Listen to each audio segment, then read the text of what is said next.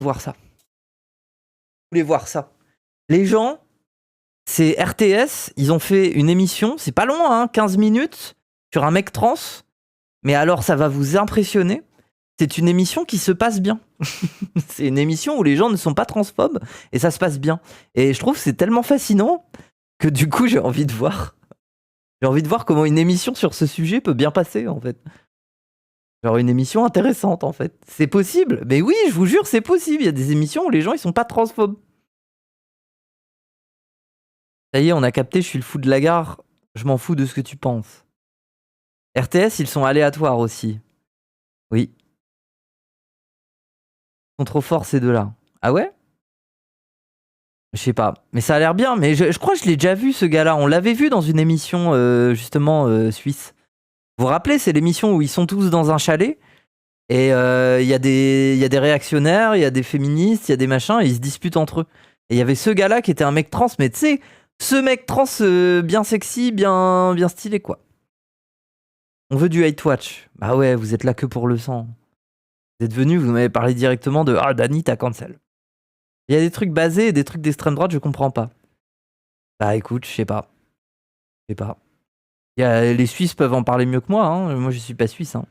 23 subs remaining, oui. Un hype niveau 1. Je t'aime Dany, pardon. Waouh. Puceur, hein. Il y a des trucs basés et des trucs d'extrême, je comprends pas. Je relis les mêmes messages, ça m'énerve. Bon, allez, on y va. Il est né il y a 27 ans avec l'apparence et le sexe d'une fille, mais voilà un peu plus de 6 ans qu'il a compris qu'il était un garçon. Aujourd'hui, homme trans épanoui, il met ses talents de communicateur au service de la Déjà, la phrase homme trans épanoui, quoi. sensibilisation sur les questions de genre. Merci d'accueillir Léon Salin.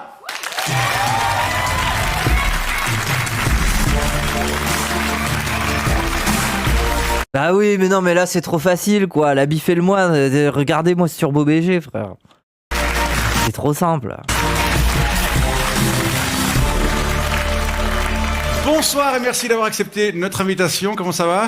Ça va et vous ? Ouais, vous me disiez, vous avez un peu plus d'appréhension que sur les plateaux français. Parce que vous faites beaucoup de télé. Qu'est-ce qui se passe ? Pourquoi plus d'appréhension ? Il y a un ici public là, c'est différent. Non, mais c'est vraiment, c'est from Emodem to Eminem. J'ai pas raison ou quoi ? Merci Gabriel. J'ai 20 millions de Pincon. Merci Gabriel pour les 10 subs. 13 subs remaining. 13 subs remaining. Ouais, et un public suisse qui Un plus est. public suisse à la maison, ouais. Vous jouez un peu à domicile, mais ça va bien se passer, je crois, non hein on est bien. Je le disais, vous êtes né dans le corps d'une fille. Merci Double Choco, 12 subs remaining. Il vous a fallu des années et un long processus pour que vous puissiez vous définir et vous épanouir en tant qu'homme. Aujourd'hui, comment ça va à ce niveau-là ? Ah, ça va méga bien. Jamais été aussi heureux de ma vie que maintenant. Vous êtes au bout du processus ? On sait jamais si on est vraiment au bout, mais actuellement, je me sens au top. J'ai pas besoin de changer grand-chose. Les questions de genre et de transidentité prennent aujourd'hui beaucoup de place dans les médias, dans les débats politiques, dans les discussions même entre amis ou en famille. C'est un sujet souvent émotionnel avec un mal-être et une recherche de reconnaissance d'un côté, de l'incompréhension et de la résistance de l'autre. Qu'est-ce qu'on peut faire pour rendre les discussions plus constructives ? Je suis choqué, gros. Ça se passe bien. J'ai pas de raison de m'énerver. Je pense que c'est s'écouter un peu et laisser la parole aux... Et ça, c'est angoissant, en fait, quand t'es trans. C'est que des fois, ça se passe de mieux en mieux. Alors bon, c'est à relativiser, hein, mais des fois, ça se passe bien. Et du coup, tu sais pas quoi faire. C'est comme Emilia Pérez. Emilia Pérez, le film, il est pas si mal. Le film est bien. Et il parle plutôt bien du sujet de la transidentité. Mais du coup, ça perturbe le radar des gens. Les gens, ils comprennent pas. Du coup, ils font un tweet où ils disent le film est quand même problématique. Hein. Merci TurboDukes. Merci TurboDukes. 7 subs remaining. 7 subs remaining, en vrai. Rendre les discussions plus constructives. Je pense que c'est s'écouter un peu et laisser la parole aux personnes concernées, en fait. Parce que souvent, on parle à notre place pour des choses qui ne concernent seulement les personnes qui vivent cette transition. Vous voulez dire peut-être poser plus de questions ? Inviter des personnes trans. Poser des affirmations ? Bah ouais, et inviter des personnes trans comme vous le faites aujourd'hui. Oui, merci. Merci V Trunsky, merci beaucoup. 6 subs remaining. Mais surtout, souvent, on a un débat de sourds entre deux personnes qui sont pas concernées par cette situation. Et en fait, quand on s'est pas concerné... Ah oui. Merci de dire du bien de Emilia Pérez. Mais non, mais faut le dire, hein. Merci, Small Lifeform. À la limite, je vois... C'est la scène, en fait, de Emilia Pérez dans l'hôpital, là. L'espèce de moment un peu comédie musicale de l'hôpital. Moi, j'ai trouvé qu'à la limite, ça pêchait sur le côté comédie musicale où c'était un peu moins bien. Il y avait un peu le côté un peu trop naïf et tout. Voilà. Mais après, les gens, ils ont commencé à dire oui, et ça réduit les parcours de transition à des trucs médicaux et tout ça. Je veux dire, quid mais les trans, ça veut dire quoi? Quelle image on doit donner? Il y a plusieurs types de parcours de transition. Il y a des gens qui continuent de se faire opérer, en fait. On n'a pas le droit de parler de ces parcours-là, du coup. Incroyable outfit derrière à gauche, avocat de glamour. Oui, c'est vrai. Elle a une cravate de paillettes, quoi. Slay, hein. On est à combien, là? On est à 5 subs remaining ou 6 subs remaining? Je sais plus. Merci, Small Lifeform. Inviter des concernés, c'est vraiment la base, on n'est pas habitué. Oui, bon, bah, c'est déjà une étape, quoi. Surtout sur le sujet. Ça reste du talk show. En gros, contexte. Je suis au resto avec Vieux Man. On parle des bails de les nouveaux philosophes, comment ils sont attaqués à la gauche, l'esprit 68 et tout. Et à un moment, je parle des nouveaux philosophes et tout, et je dis ah BHL et tout, quel connard et tout. Et là, Vieux Man se met une main sur le front. Il est en mode ah ouais, ces connards, ils ont tué Nicolas Kerr. Et je dis attends, qui? Quoi? Il dit Nicolas Kerr, c'était un musicien, ils l'ont buté en fait, ces connards, ils l'ont buté ces connards. Je suis en mode mais attends, quoi? Nicolas Kerr, ça me dit quelque chose. Ça me rappelle cette émission dont on n'est pas couché, il y a longtemps que j'avais vu quand j'étais gamin, et j'étais choqué de à quel point le mec était bourré sur scène en fait. Donc j'ai fait le lien dans ma tête. Là, il m'a expliqué, il m'a dit, ce mec-là, c'était un gars, voilà, dans le milieu de la musique, un peu mondain, tout ça, voilà, gros problème d'addiction, que ça soit à l'alcool, que ça soit aux drogues. C'était quelqu'un qui avait besoin d'aide, globalement, parce qu'il allait pas bien. Et il a été approché par BHL et Ariel Dombal, par l'instar comment il s'appelle, de Ruquier, donc dans ce type de soirée un peu gratin, machin. Et ça tombe bien, parce que Ariel Dombal et BHL, ils avaient toujours rêvé d'avoir quelque chose, une espèce de laquais musical qui peut composer pour eux, faire de la musique et tout, et puis en plus il est un peu punk et il prend des drogues, et du coup c'est cool quoi. Du coup ils l'ont recruté, mais ils l'ont recruté en le payant de 2 manières différentes. Déjà, il n'avait pas de salaire. Donc là déjà on part du principe que c'est un personnage qui va pas très bien, qui prend de la drogue, voilà, qui est à un stade de sa vie où il va pas très bien, il tombe sur BHL et Ariel Dombal. Ils veulent en faire leur musicien personnel. Il lui propose de ne pas lui verser de salaire, mais de le rétribuer de 2 façons différentes. Accès constant et sans condition à leurs 2 propriétés, à savoir un appartement parisien et une propriété qui se trouve, je crois, au Maroc, il me semble. Les 2 propriétés des BHL auxquelles Nicolas Kerr a désormais accès quand il veut. Deuxième chose, accès illimité aux dealers de BHL et Ariel Dombal. Il a survécu 3 ans et il est mort d'overdose. Voilà.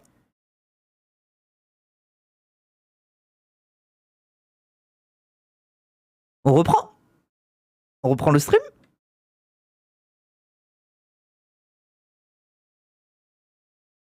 On reprend le stream? Je vais faire pipi, je reviens. Il a été terminé, ouais. Il a été terminé, hein, frère. Hein. C'est méga sombre. Je vous ai dit que c'était sombre. C'est drôle, mais c'est sombre.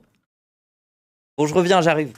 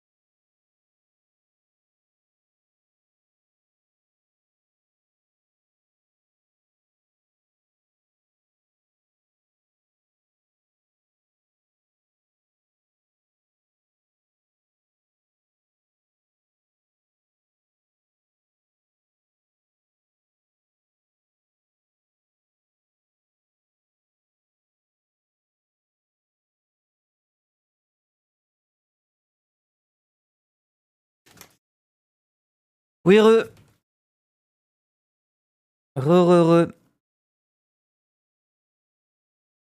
Rappelle, Raz met la drogue en S sur la tier list. C'est pas vrai, ça. J'ai vu le live, je m'en rappelle, non. En fait, tu crains de balancer ça et de nous lâcher comme ça après avoir balancé ça.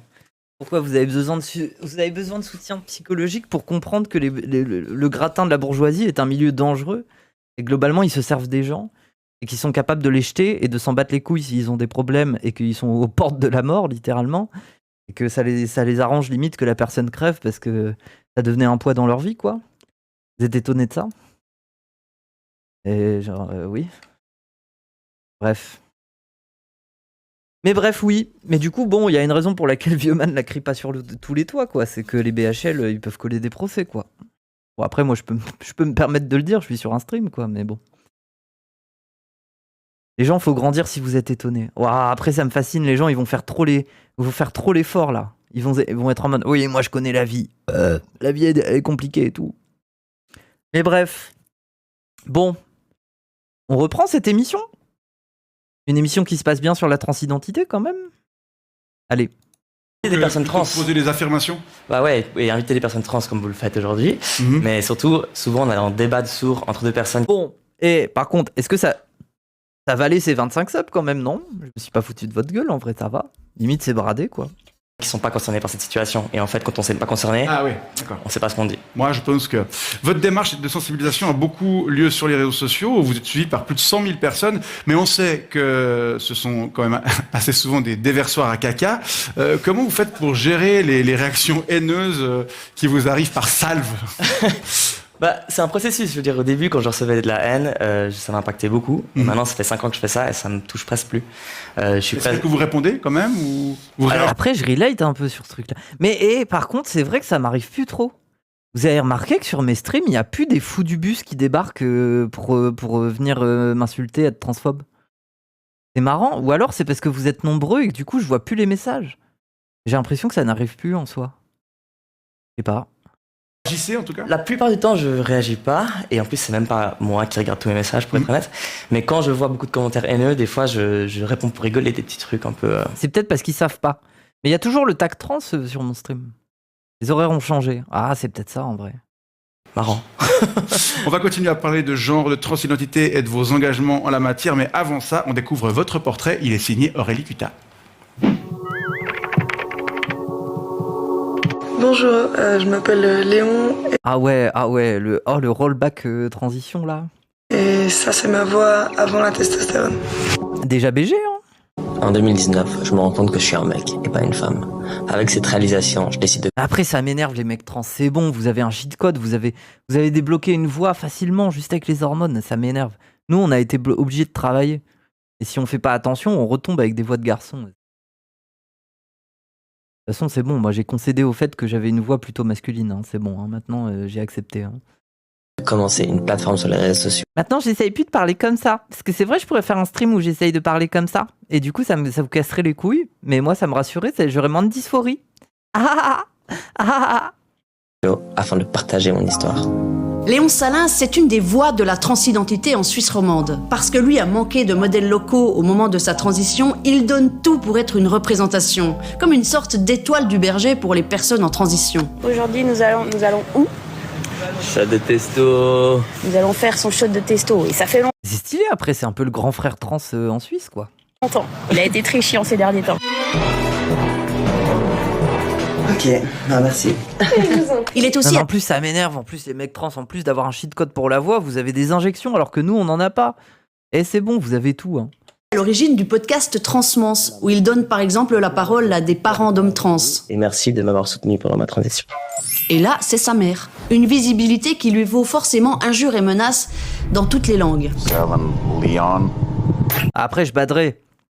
En vrai, je baderais de ramener mes parents et de parler de transidentité. Parce que, je sais pas. C'est trop, même c'est trop deep. Hein. Moi, ça serait trop deep d'aborder ces choses-là. Parce qu'il y a encore des rancœurs un petit peu, des fois, de ma part et tout. Vis-à-vis du fait qu'on m'a pas du tout aidé quand j'étais jeune et tout. Enfin, bref. Un peu compliqué, je sais pas. Léon, c'est pas le genre à lâcher l'affaire. Même s'il doit de temps en temps s'éloigner des réseaux sociaux pour reprendre des forces, il finit toujours par y revenir. Pour lui, c'est clair. L'inclusion des personnes trans passe par la formation et la déconstruction des stéréotypes. La plupart du temps, quand tu nais avec un pénis, tu te considères et tu ressens comme un homme.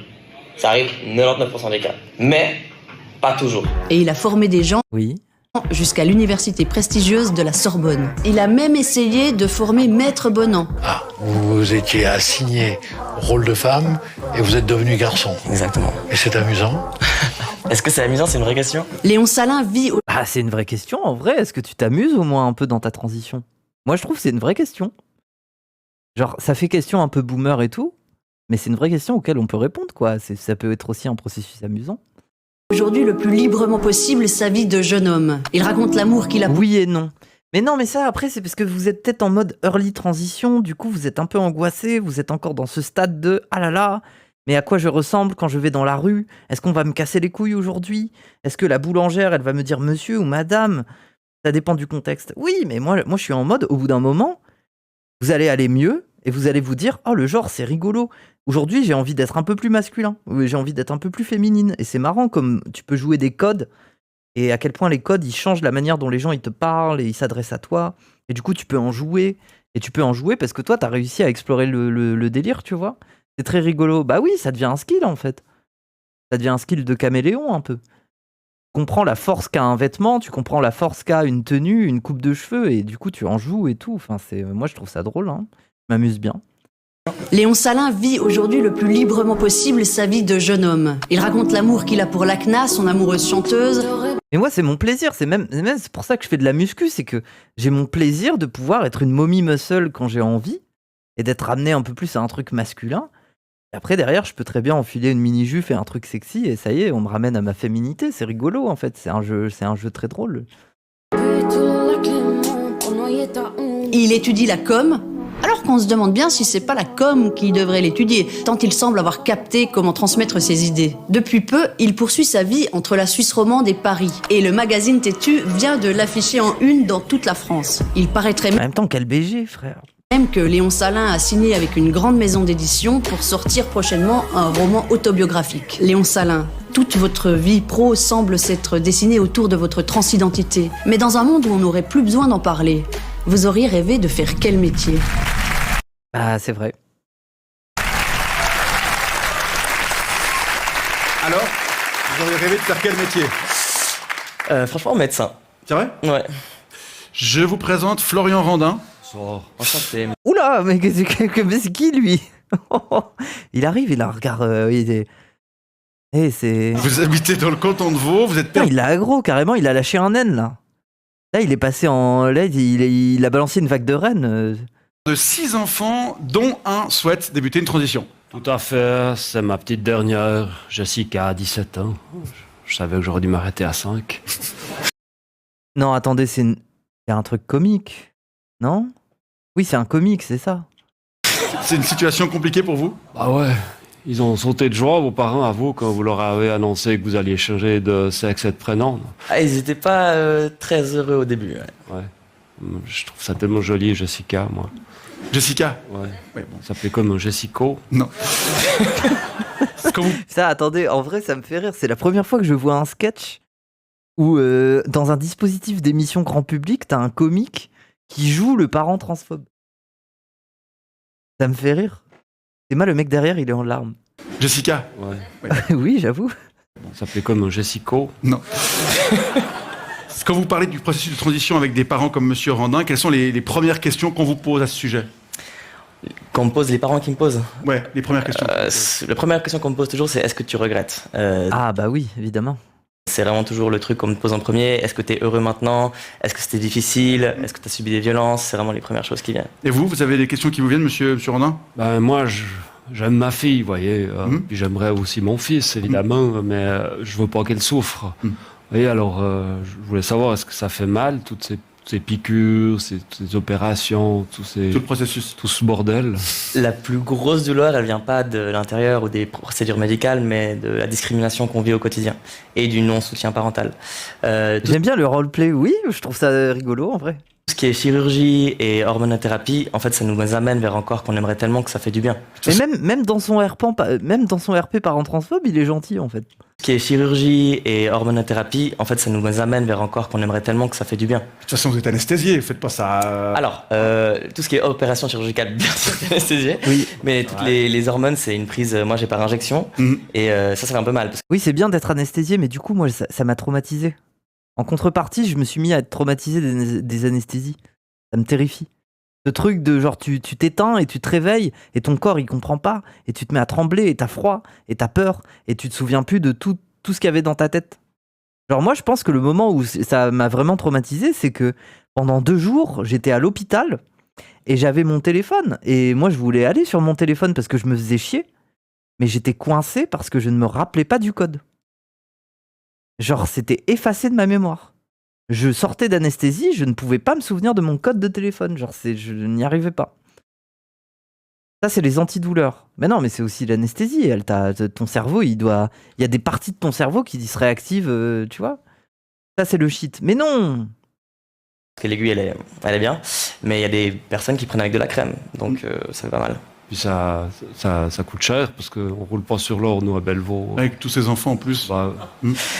Bah, en fait, c'est pris en charge par l'assurance. Donc, non. Juste la franchise. Ah, en Suisse aussi, c'est pris en charge. Oh là là, vous avez vraiment un bon pays, quand même.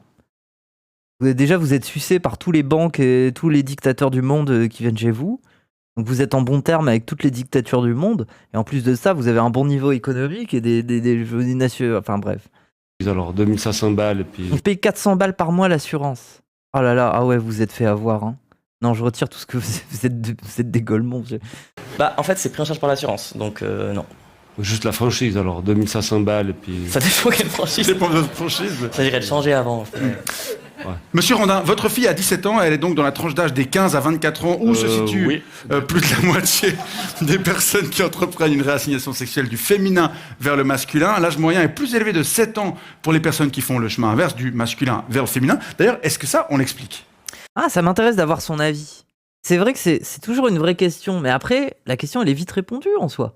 Pourquoi est-ce que les mecs trans, ça commence plus tôt? Je crois que la moyenne d'âge des mecs trans pour les débuts de transition, c'est 18-21 ans à peu près. Et pour les meufs trans, on approche plus des 30 ans. Fin de la vingtaine, début de la trentaine et tout, c'est plus un peu les moyennes de transition.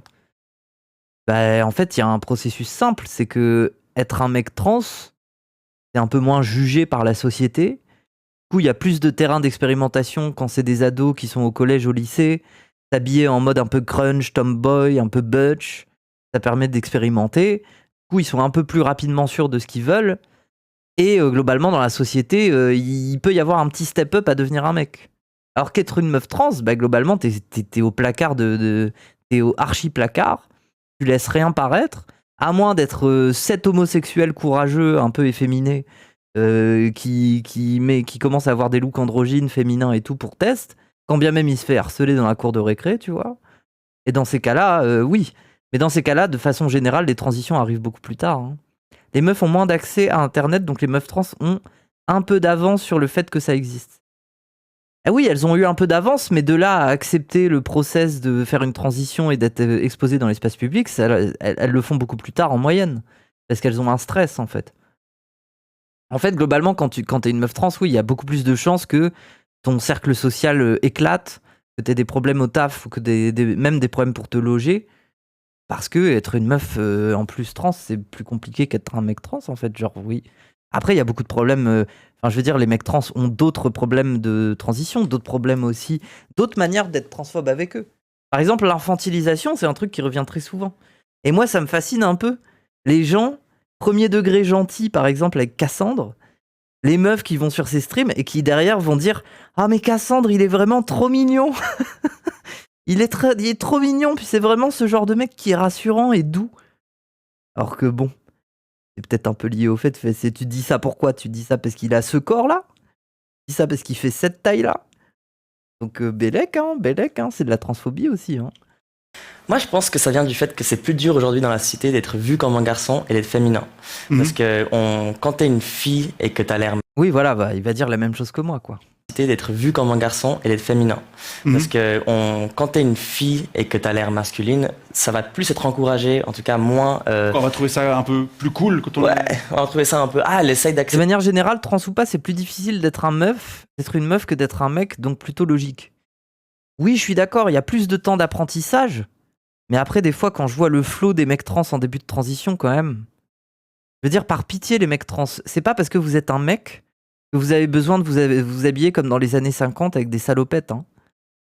C'est genre... Au calme, hein. Tu peux faire comme tout le monde, quoi. Tu peux mettre un jogo, quoi. au statut de l'homme, je comprends. Ouais. Alors que le contraire, ça va être... voilà, Assez vite, on va le traiter de BD, enfin tous ces mots-là qu'on ne devrait pas dire. Et c'est vrai que je pense que ça bloque le développement, à mon avis. C'est pas aussi parce que les hommes sont plus posés, moins influençables, réfléchissent plus avant de faire une connerie. Non, je pense pas, parce que être un homme, c'est quoi finalement? C'est juste les hormones ou c'est l'éducation qu'on a? Et c'est vrai qu'on a des éducations différentes. Quoi, c'est vrai. oui. Non, c'est vrai. Mais on va en parler d'ailleurs de qu'est-ce qui définit l'identité masculine ou féminine. Mais ma gamine... Il y a une question de maturité que vous devez elle a 17 ans, ma gamine, c'est encore un bébé. Comment on peut imaginer qu'elle est suffisamment mature pour prendre une décision aussi lourde de conséquences pour la vie? Alors, déjà, 17 ans. Ça, c'est un vrai débat, en vrai. Hein. Moi, je trouve que c'est un vrai débat, mais c'est même un débat au sein des trans eux-mêmes en mode, est-ce qu'on peut vraiment pousser un gamin quand il commence à nous parler de ça? Est-ce qu'on n'a pas envie de lui dire, nous aussi, en tant que personne trans, qu'il faut un temps de réflexion? Est-ce qu'on peut juste aller dans son sens? Est-ce qu'on n'a pas peur des trucs après de détransitionneurs où ils ont l'impression d'avoir été manipulés parce qu'ils étaient jeunes? C'est un vrai truc, hein, quand même. Hein. Moi, je pars du principe que ce qu'on ne respecte pas, c'est qu'on crée la catégorie de l'enfance et on se contente de dire c'est un enfant, du coup, il est immature. Mais je veux dire, moi, perso, à partir de mes 6-7 ans, je montrais déjà des signes que je préférais être une fille. Donc, évidemment, quand j'ai 14 ans, j'ai quand même 7 ans d'expérience de cette question en moi de « je me sens comme une fille ». Alors quelqu'un pourra très bien dire oui, tu as 14 ans, tu es trop jeune. Bah oui, mais c'est quand même toute ma vie a été marquée par ça, donc j'ai travaillé la question déjà en fait, quand bien même j'ai 14 ans. Donc bon, c'est ça un peu le truc compliqué, le curseur compliqué. Bref. Et encore, moi j'ai eu de la chance. Il y a les gens, ils aiment bien dire que je suis une old tranny, c'est un peu vrai. Mais j'ai eu de la chance parce que j'ai compris assez vite ce qu'était la transidentité. J'ai identifié ce qui allait pas bien en moi assez rapidement. Et il y a d'autres personnes qu'on va dire encore moins compétentes pour s'exprimer sur le sujet. Pourquoi? Parce que c'est un truc qu'elles ont découvert quand elles avaient 19-20 ans, voire même peut-être après, et que ça a tilté dans leur cerveau à ce moment-là. Et que du coup, c'est pas des personnes qui ont le récit idéal de la transition qui vient de l'enfance et tout ça. Mais en soi, ces personnes-là, en général, elles avaient déjà un trouble en elles. Un trouble qu'elles essayaient d'identifier par d'autres stratégies. Elles se sont dit qu'elles étaient homosexuelles, elles se sont dit que c'était un problème d'éducation, elles se sont dit qu'elles étaient un peu tarées. Mais elles n'ont pas associé ça au fait de j'ai le droit de me dire qu'il existe des gens comme moi, des personnes trans, et que je peux transitionner, tu vois. Donc du coup, ça fait d'autres vécus, mais bon. Bonjour, c'est moi MDR. Bah oui. Enfin, elle raconte quand même pas mal de conneries. Après, les bloqueurs de puberté, c'est moins engageant. Ben moi franchement, c'est... Mais moi, je suis pro-bloqueur de puberté, de toute façon. Hein, bon. Conséquences pour la vie. Alors, déjà... 17 ans, elle raconte quand même pas mal de conneries. Déjà, il faut comprendre une chose, c'est que la décision, ça peut être une décision, mais arriver à tout ce qui est hormones, changements qui sont médicaux, c'est un processus. Moi, j'ai pas eu score comme ça. C'est vraiment un processus. Et moi, je dis qu'il faut laisser la place au doute, il faut laisser les gens prendre le temps de réfléchir. Et oui, ok, bon, il est plutôt dans le truc un peu raisonnable, oui. 18 ans, il faut être majeur. Pour faire toutes les opérations qui sont chirurgicales au niveau des parties génitales, il faut avoir 18 ans. Avant, c'est illégal, c'est impossible. Même avec l'autorisation des parents. Même avec l'autorisation des parents. À quel âge on peut aborder frontalement ces thématiques à l'école, par exemple, pour les plus jeunes? Alors, moi, je pense qu'à tout âge, on peut aborder ces thématiques, comme on aborde tout. Vous vous rendez compte quand même, on a besoin d'expliquer ça, qui sont des choses assez simples, hein, le truc que les opérations soient interdites à 18 ans. Vraiment, j'ai l'impression que c'est le b.a.-ba, limite, ça me saoule de le redire. Mais en fait, il y a besoin de le redire quand les républicains ils posent un texte où ils veulent s'opposer aux transitions, aux chirurgies avant 18 ans, alors que c'est déjà le cas. C'est grave, quoi. Ça tombe, leur loi de merde, elle va finir par être votée d'ailleurs, là. les thématiques de diversité. Je veux dire, on va parler de À racisme. 4 ans, s'il y a un éducateur qui dit à une gamine ou un gamin, ouais, tu pourras changer, ça c'est ok. Bah, il y a des termes à utiliser, évidemment. On va pas parler de la même chose qu'à des enfants de 15-16 ans. Et il faut parler de tout. Mais c'est ce fameux truc, c'est grande peur des parents de se faire influencer. Hein. Vous avez utilisé le terme influençable il y a un instant. Ouais, parce que moi j'ai quand même un petit peu l'impression que Jessica c'est son cas. Vous voyez, il y a tellement de trans, de pubs pour les drag queens, De visibilité, vous Ouais, voulez. enfin moi de la sexualité déviante partout. Enfin, je dis pas. Enfin, vous voyez, moi c'est pas que ça me. Ouais, enfin je me dis, est-ce qu'il y a. Ça vous met mal à l'aise? Ouais, non, mais ça va, je tolère, mais je me dis, est-ce qu'il n'y a pas quand même quelque chose qui donne envie un peu comme les punks que j'étais petit, vous voyez. Non, mais c'est vrai, pour. Ça Bah, il y a peut-être un peu de ça. En vrai, il y a peut-être un peu de ça. Mais est-ce que c'est un problème? Pourquoi ça fait chier les gens? Pourquoi est-ce que ça fait chier les gens qu'il y ait des ados, alors qui s'identifient pas forcément comme trans, hein, mais qui, au travers de l'imaginaire un peu LGBT, se mettent à avoir, je sais pas moi, des trucs un peu de travestissement, des styles un peu bizarres. Si c'est cool, c'est top. Mais moi, je suis pas contre, en fait. Je veux dire, chacun expérimente comme il peut, quoi. C'est leur manière d'expérimenter. Voilà, hein. C'est un peu une partie du nouveau punk, le queer. Bah oui. Oui. Oui, c'est comme... Ça me rappelle... Ça me rappelle un punk que je connaissais.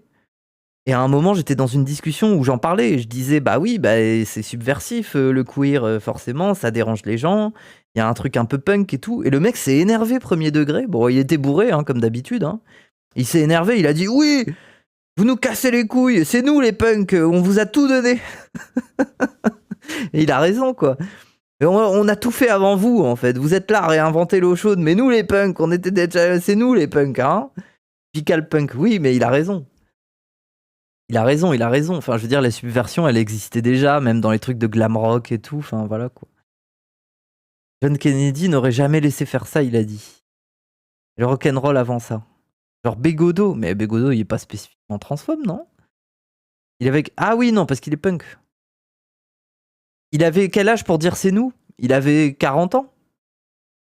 40 ans, 45 ans. Le texte voté au Sénat a beaucoup restreint les bloqueurs de puberté aussi. Oui, mais il n'a pas été adopté, ce texte. Il a seulement été voté au Sénat. Maintenant, il doit passer au Parlement.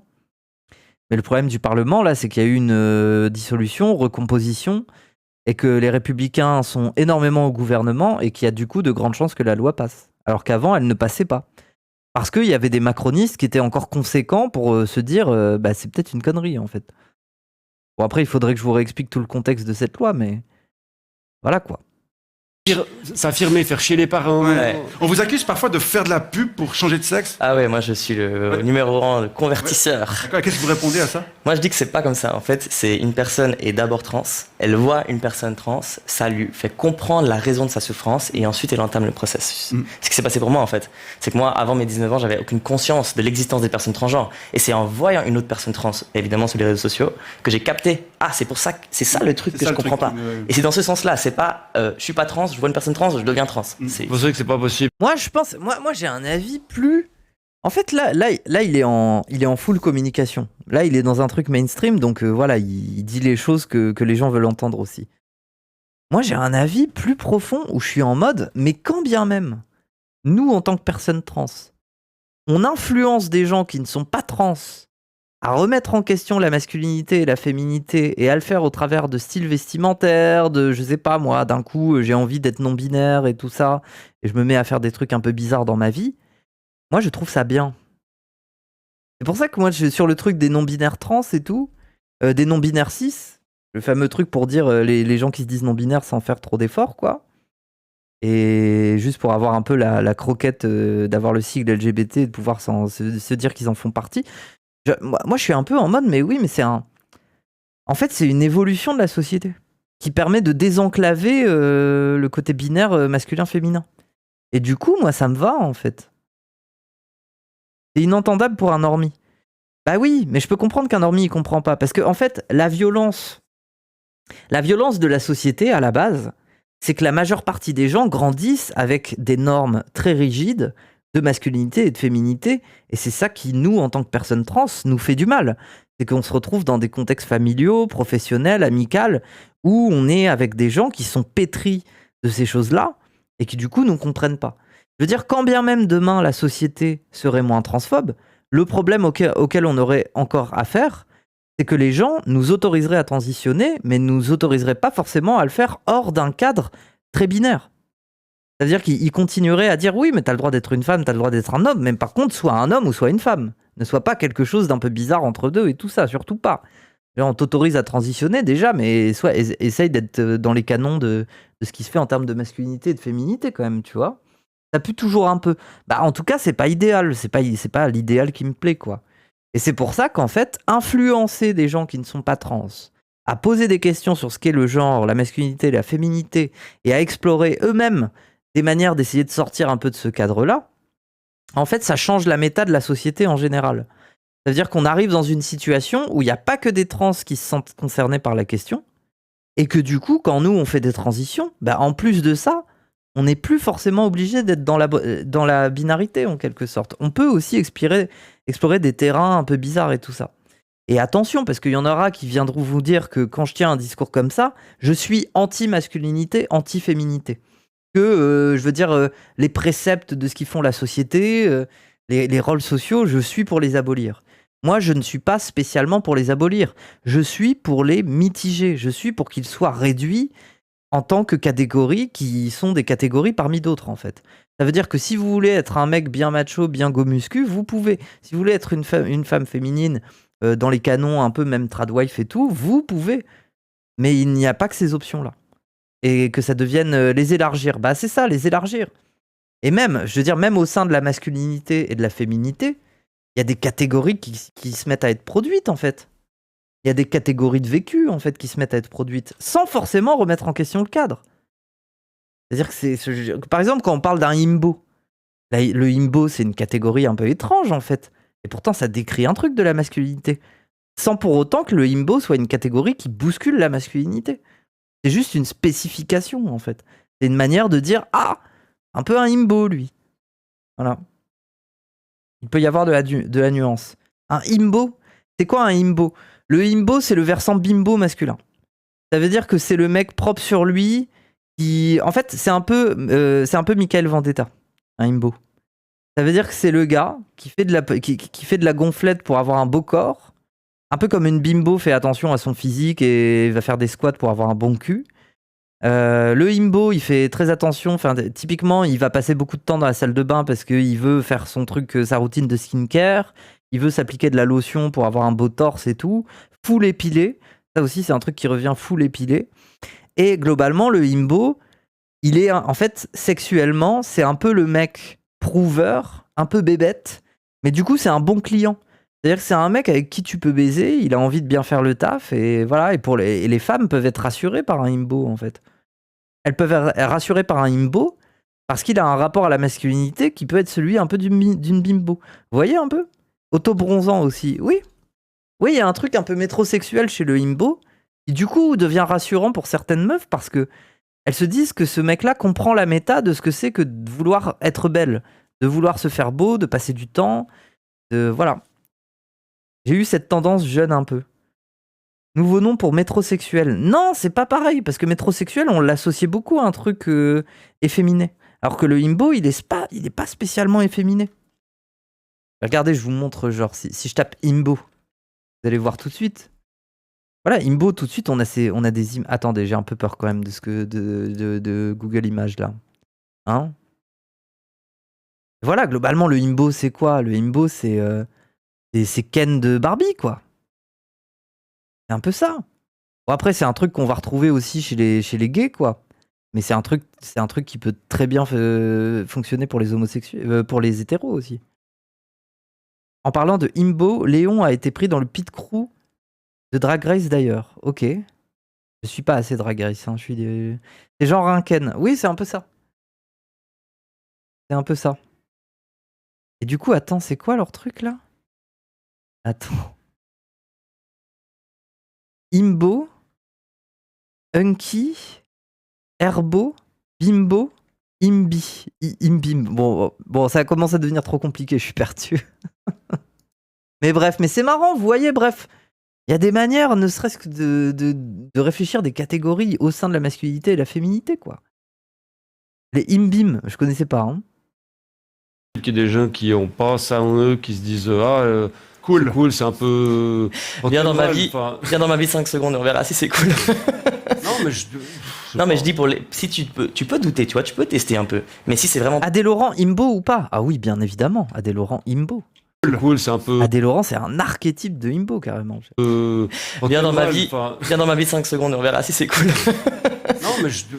Non, mais je dis si tu peux douter, tu vois, tu peux tester un peu. Mais si c'est vraiment pas ta nature, tu vas vite te rendre compte que c'est pas très fun, c'est pas une question de mode. Il y a la notion du Métrosexuel, c'est un peu péjoratif? Bah oui et non.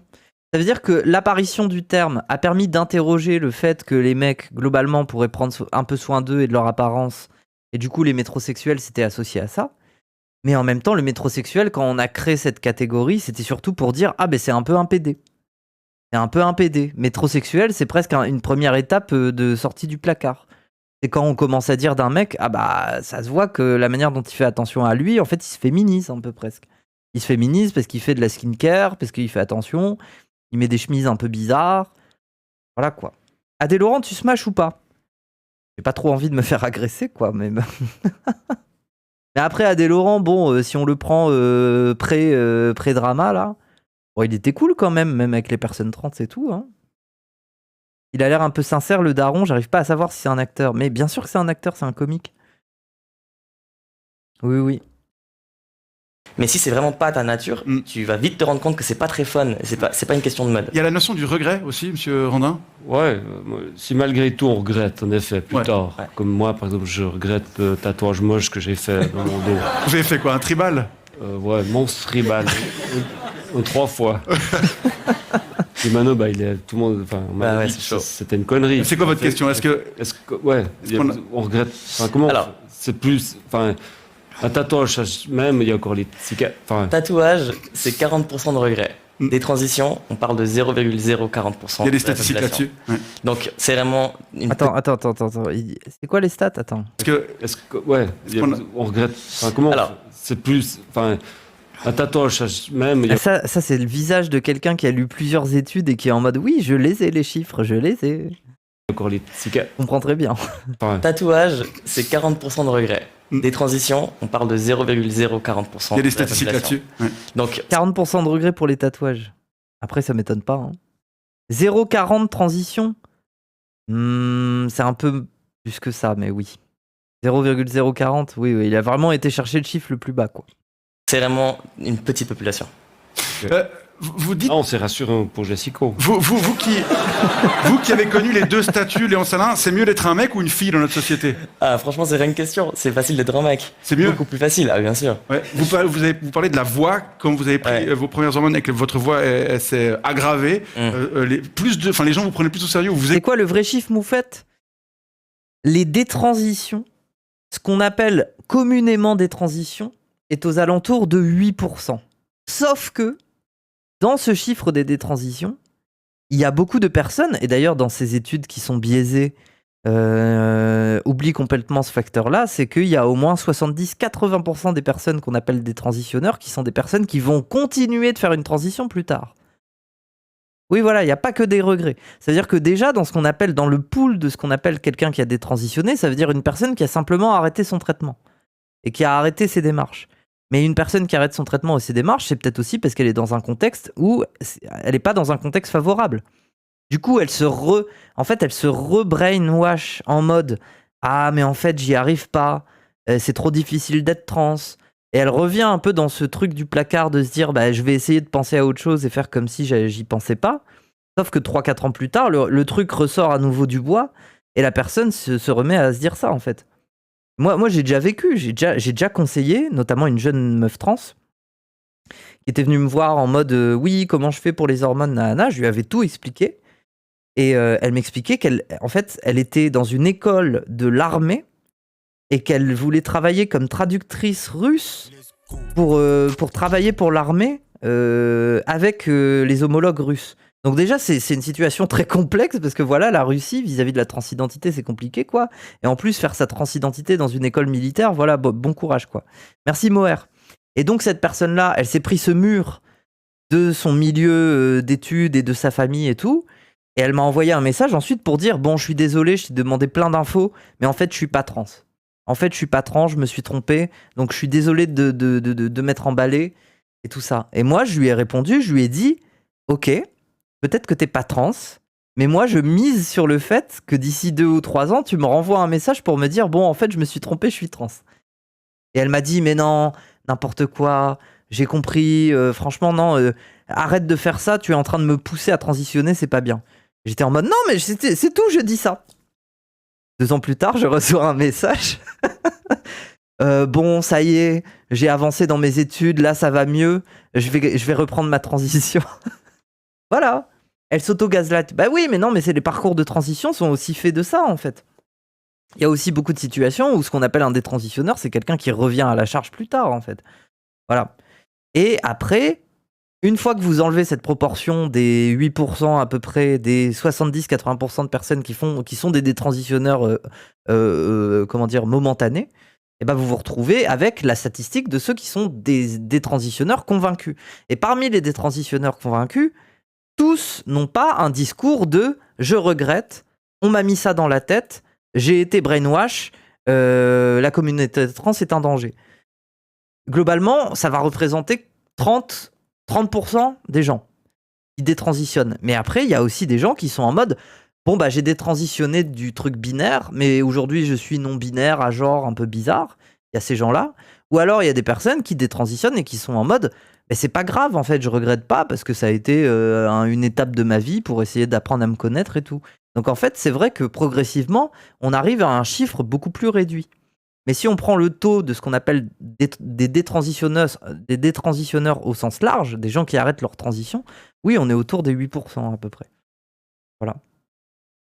20% de 8%, c'est 1,6%. Non. Non. C'est 20% de 8%, et ensuite, tu rajoutes 30% des gens qui regrettent vraiment leur transition.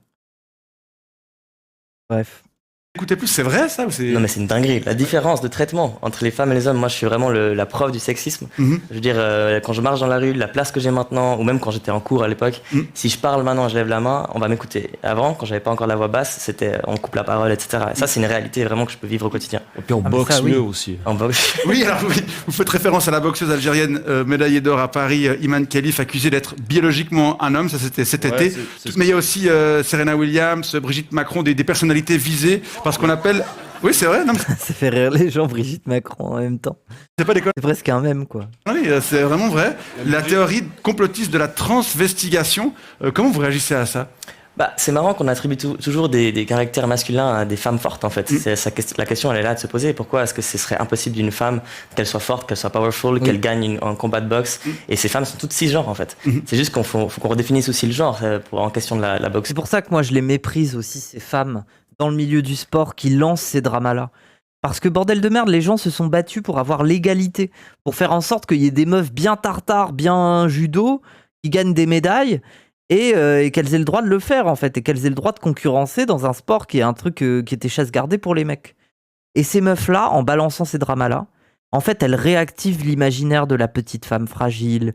Il faut protéger des hommes, car il y a une différence certaine biologiquement, et que du coup, ces pauvres petites choses sont incapables de se débrouiller face à des mecs et tout. Enfin, bon, ben. Bref, c'est une question de taux d'hormones. Ouais. Donc, c'est quoi vraiment être une femme ? La question reste ouverte encore. Léon Salin vous propose maintenant de répondre à quelques questions de téléspectatrices et téléspectateurs, des questions qui ont été laissées pour vous sur notre répondeur.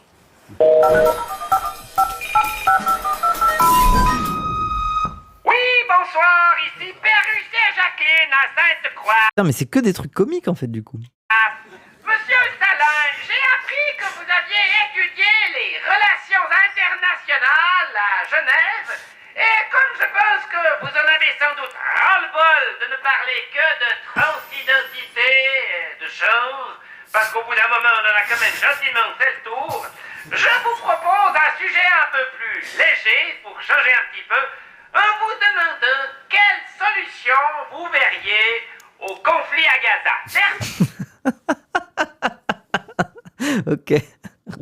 c'est horrible. On vous écoute? Oula, rendre les otages et libérer la population de Gaza. Oula, oui, ouais, non, ne prends pas de risque, hein, oui. Deuxième message. Non, mais c'est peut-être une bonne idée. Non. Bonsoir, ici Reto Ténorisement Eric. Monsieur Staline, je dois dire que je n'ai rien contre les personnes comme vous qui ont besoin de suivre un processus de transition pour être épanouis. Non, vraiment, je respecte, mais j'observe tout de même que ces personnes sont presque toutes de gauche. Et ça, je dois dire, je trouve quand même un peu suspect. Après, il y en a des trans de droite quand même. Elles essayent, mais bon. Comment vous l'expliquez? Merci pour la réponse. On vous écoute? Oh waouh. En vrai, souvent c'est parce que il faut se positionner contre le système en fait pour transitionner. On est obligé d'aller dans des procédures qui sont tellement compliquées qu'au bout d'un moment t'es énervé parce que on te met des barrières, on te met l'État et tout ça te met des barrières à transitionner et en fait on t'empêche d'aller vers le corps que tu as toujours rêvé. C'est comme une espèce d'infantilisation en fait de nos corps. Et pour moi, ça c'est une question souvent qui est mobilisée par la gauche. Il y a aussi un lien avec vos études qu'on évoquait tout à l'heure. Ah, après une gauche un peu libertaire aussi, il faut le dire, quoi. C'est oui. Souvent qui est mobilisée par la gauche. Il y a aussi un lien avec vos études qu'on évoquait tout à l'heure. Le fait par relations internationales, c'est un truc de gauchiste. C'est vrai? C'est un truc de gauchiste, ouais. Vraiment? Je sais pas, je crois, non. Et vous appliquez encore ce que vous avez appris à l'Uni Pas vraiment. Après, je suis toujours intéressé par tout ce qui est questions internationales. J'écoute le 19h30 tous les jours. Mais c'est vrai que là, mon temps, il est vraiment mobilisé par me battre pour les questions trans. C'est ma vie, quoi. Troisième et dernier message. Ouais, bonsoir, c'était Beck là, ça marche. Monsieur Salange, Je comprends rien. j'ai lu quelque part qu'un des premiers gestes dans votre processus de transition, ça avait été de vous couper les cheveux. Et alors là, je dois dire, je comprends pas bien la démarche. Parce que qu'est-ce qu'il y a de plus masculin, de plus diaboliquement viril qu'une belle crinière comme la mienne, qui moche en huile pendant un concert de métal? Non mais vous voulez lutter contre les clichés, mais en reproduisant celui du garçon qui a forcément les cheveux courts et qui pousse forcément de la fonte, vous pensez pas que c'est un peu le serpent qui se mord la queue? Mord la... vous m'avez compris, quoi. Bonsoir. Une réponse rapide? Oui. C'est le plateau de Qui veut gagner des millions? Ah ouais? Putain, j'avais pas fait le lien, mais t'as raison. Oui, en fait, si j'avais pas eu besoin de me couper les cheveux, qu'on m'avait déjà vu comme un mec avec les cheveux longs, peut-être que je l'aurais pas fait. Mais en fait, donc il fallait vous installer en Valais. Voilà. C'est la fin de cette séquence répondeur. Après, il y a des mecs trans à cheveux longs là. Laurier the Fox là, je sais plus quoi. Léon Salin, on arrive déjà au terme de cet entretien. On vous remercie d'y avoir participé. On vous souhaite tout le meilleur pour la suite. Florian Randin, merci à vous, courage. Et... Non, mais c'est bon, je suis un peu rassuré. Ça vous est un petit peu rassuré. C'est-à-dire, ouais, c'est. Ouais. Tant mieux. Bonne soirée à tous les deux. Il a plus de blague. Voilà, 52 minutes, c'est terminé. Merci de avoir suivi. On se retrouve le 10 octobre en direct. Non, mais reste... Bon bah, c'est une émission qui s'est bien passée. C'est étrange. C'est ainsi, le 10 octobre en direct du théâtre du Jura de Léman. Et d'ici là, gros mec. Bon bah, force à vous les Suisses, hein. Vous êtes en meilleure santé dans le débat public que nous, hein, en tout cas. Hein. Putain, hein. Si ça se passait toujours comme ça, bah ouais, ce serait bien. Toutes les émissions étaient comme ça serait cool. Ouais, mais non, mais après, vous êtes contre la liberté d'expression, vous, en fait. Vous êtes contre les grandes gueules. Ils ont le droit d'être transphobes un peu quand même, c'est la liberté d'expression. Et les deux Vincent qui sont basés et grave connus en Suisse. Ok. Les Belges aussi sont plus basés à la TV. Oui. Oui.